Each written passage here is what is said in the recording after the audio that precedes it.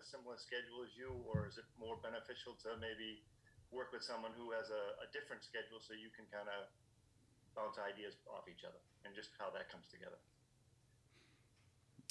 Right. Well, yeah, it's certainly it's a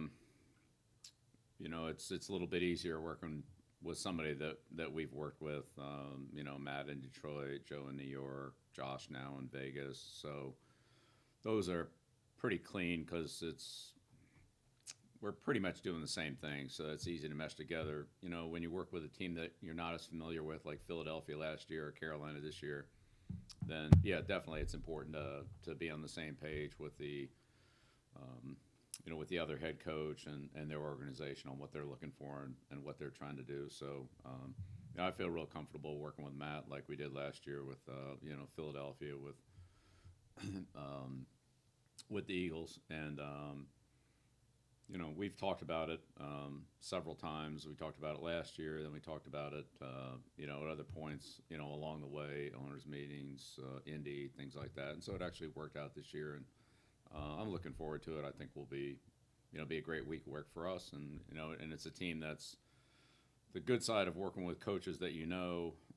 or you've worked with is the scheduling and things like that. But a lot of times their style of play has some similarities to ours.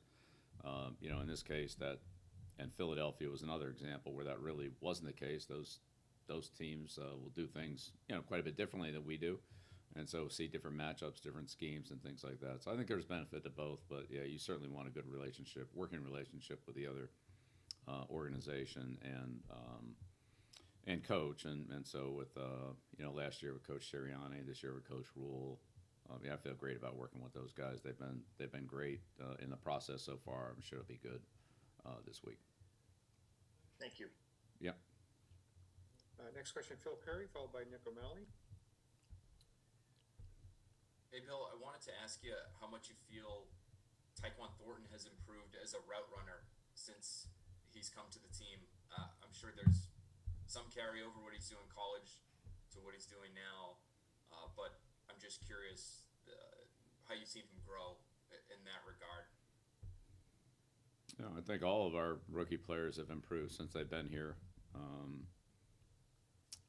And they all got a long way to go, and we're just kind of scratching the surface here. So, we just got a lot of work to do with everybody, but they're better than they were certainly back in May, and it's just day by day process. With that route that he ran last night, I know you mentioned it last night in the press conference, but is that one of those things? It does look like, from what we see at training camp, it looks like that's something pretty similar to what we see receivers run quite a bit, just kind of in some drills before team periods start. Is that encouraging to see, a young player like that maybe take something that he's done in practice several times and take it into a game situation? Yeah, of course. Yeah, that's why we practice, is to try to get good at things that'll help us in the game. I just have one more on Tyquan, if I could. Is he somebody, Bill, that you could envision using inside? I think, his skill set being such a fast guy, it would make sense to have him sort of closer to the boundary. But is he somebody who has shown, or I guess what kinds of skills has he shown that maybe would allow him to work inside as well? Yeah, I mean, we'll see. I wouldn't rule anything in or out for anybody. We'll do whatever we think's best for the team, but it's hard to take rookie players and work at them in a whole bunch of different positions. It's hard enough to get good at one position. You start playing, Strange at center, both guards and tackle, and Thornton at 2 or 3 receiver spots, and DBs play them all over the place. I mean, I don't personally think that's a great way to develop fundamentals. Until the players shows the competence at one spot to be able to do something else. I'm not saying he would never do it, but I just don't think starting with guys playing 2, 3 different positions, plus the kicking game, plus all the situational football that comes in, trying to get him to do 1,000 different things. He hasn't even played an NFL game yet. it's not really the process that I would want to put the player into, you know, unless there was some special circumstance for it.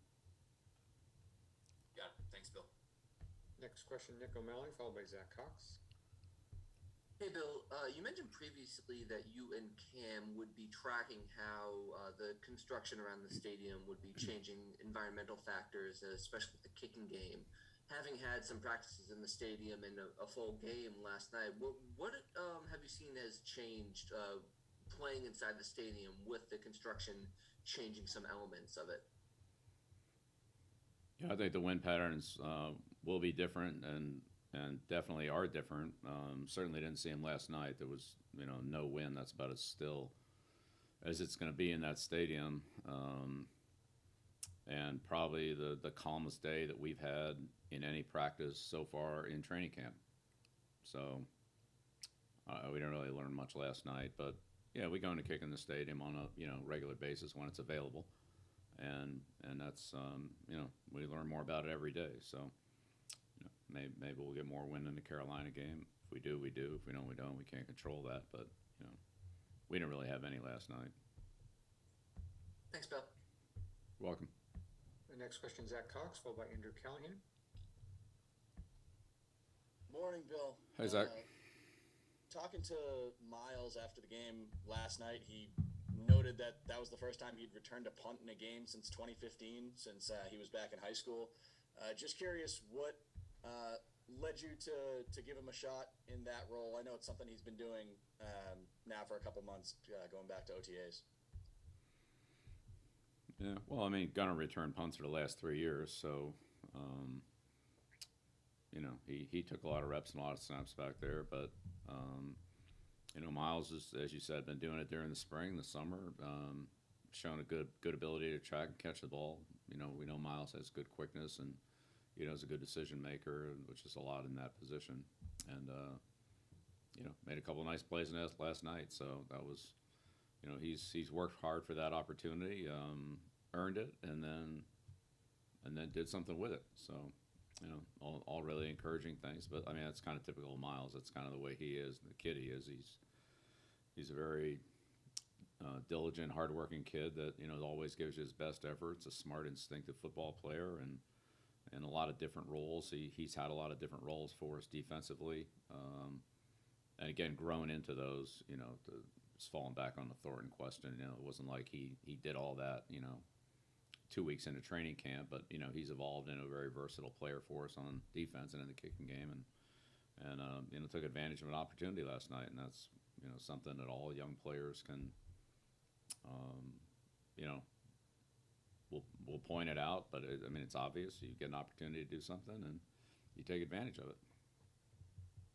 Great, thank you. Yeah, you're welcome, Zach. And it looks like the last question will be Andrew Callahan. Good morning, Bill. We talked with Cole last night, and he had said an emphasis for him has been not hesitating as he gets into his block. Sometimes something he did in college. Did you see any of that from Cole last night in the 2 drives that he played? Yeah, I mean, yeah, Cole does some, you know, like a lot of our young players last night. You know, Cole did a lot of good things. You can say that about several of our rookies. There's certainly things he can improve on, things he can, you know, recognize, and the next time he sees them, I'm sure he'll do them better. So that's, you know, there's good things, and then there are certainly, you know, coaching points and kind of, you know, little things in technique, things that the Giants did that our defense doesn't do, or we haven't seen from our defense that we can all learn from. So that's the good thing about these games, is getting those players experience to see things that we don't do, we haven't seen before, and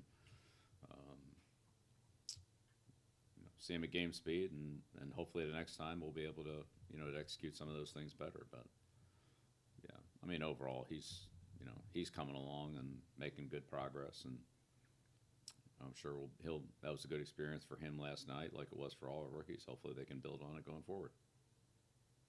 And then, correct me if I'm wrong, I couldn't remember a game, preseason or regular season, in which you guys never ran a snap of play action. Was that just a choice just to play vanilla in the preseason, kind of keep it simple with what you're doing here in your obviously preseason debut? Yeah. Well, with what the Giants were doing, there was a lot of reasons for some of the things that we did, just to try to manage the game. So just leave it at that. Thanks, Bill. Yeah. And one last question, sorry, Phil Perry. Sorry, Bill, just sort of on the topic of guys showing a little bit of versatility in the kicking game.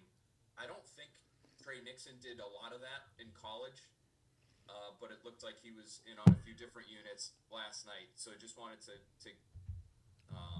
hear from you as to how you feel he's coming along in that phase of the game. Yeah, same thing. Same thing we talked about with Miles. Hardworking kid, tough kid, looking for an opportunity, has worked hard, got an opportunity. You know, this is the time to take advantage of those opportunities, whether it's in the return game, as it was for Trey and Miles, or whether it's in, you know, other phases of the kicking game as a coverage player, or blocker on the return team. So, you know, you can only have one returner, so sometimes those players work in both spots. They return. They also play, you know, up in the return part of the formation, the vice, or, you know, whatever it is. So, you know, guys that show the aptitude in practice to be competitive in those situations earn the opportunity to play in the game and show what they can do. So Trey would certainly fall into that category. Nobody works harder than he does. He's one of the hardest working players on the team. Thanks, Bill. Thank you, Coach. Just a reminder of the TVs, we'll have a cleaner copy, higher resolution copy that we'll be sending out later today.